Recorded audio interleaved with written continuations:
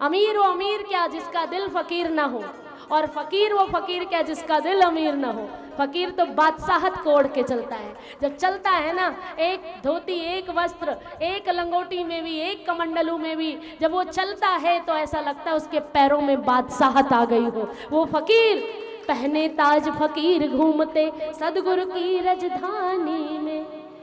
यहाँ कोई झगड़ा नहीं होता, यहाँ कोई बैर नहीं होता, यहाँ कोई वैमनस्य नहीं होता, यहाँ कोई द्वेष नहीं होता, यहाँ पड़ोसियों से जलना नहीं होता।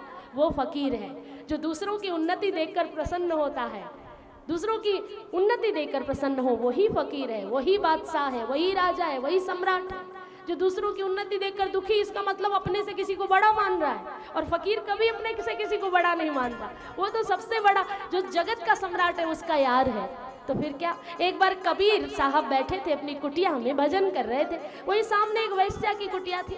वैश्या के यहाँ मुजरा चल रहा था और कबीर के यहाँ भजन सज रहा था। तो देखते देखते जब निर्गुण के भजन सुने, बोले दोय पाटन के बीच में साबुत बचा न कोय, चलती चाकी देख कर दिया कबीरा रोए।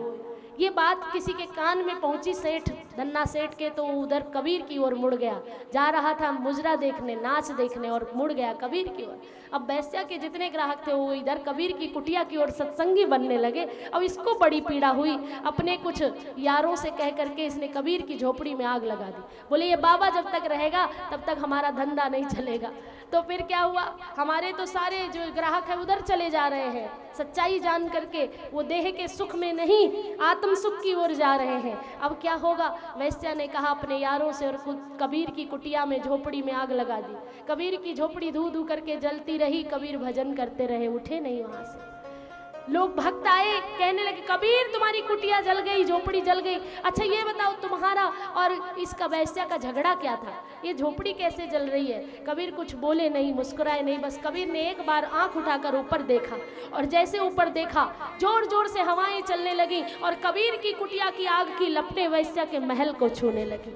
देखते ही देखते उस वैश्या का महल धू धू करके जलने लगा। तो वैश्या तड़प कर चीख कर बाहर निकली। बोले ये क्या हुआ? बोले कबीर ने किया है। कबीर के पास दौड़ी गई, ये क्या किया? बोले मैंने नहीं किया है, तेरी और मेरी कोई लड़ाई नहीं है, तेरी और मेरी कोई तुलना ही नहीं है।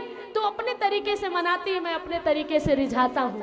काम दोनों का एक ही है, तू जगत को रिझाती है, मैं जगदीश्वर को रिझाता हूँ। बस अंतर इतना है, ये लड़ाई न तेरी है न मेरी है, ये लड़ाई तो तेरे यार और मेरे यार में है। अब देखना ये है कि यार किसका दमदार है। तो तेरे यारों ने मेरी झोपड़ी जलाई और मेरे यार ने तेरा महल जला दिया। कबीर साहब, बाबा ये तो मेरे जीवन भर की पूंजी है, इसे बचा लो। बोले मैं कुछ नहीं कर सकता, अब मामला मेरे हाथ से निकल गया है, मेरे तक बात होती तो मैं संभाल लेता। तो इसलिए सच्चे यार को मना लो। सच्चे यार को, अपने सच्चे यार को मना लो, दूजा सब ख्याल छड़ दे।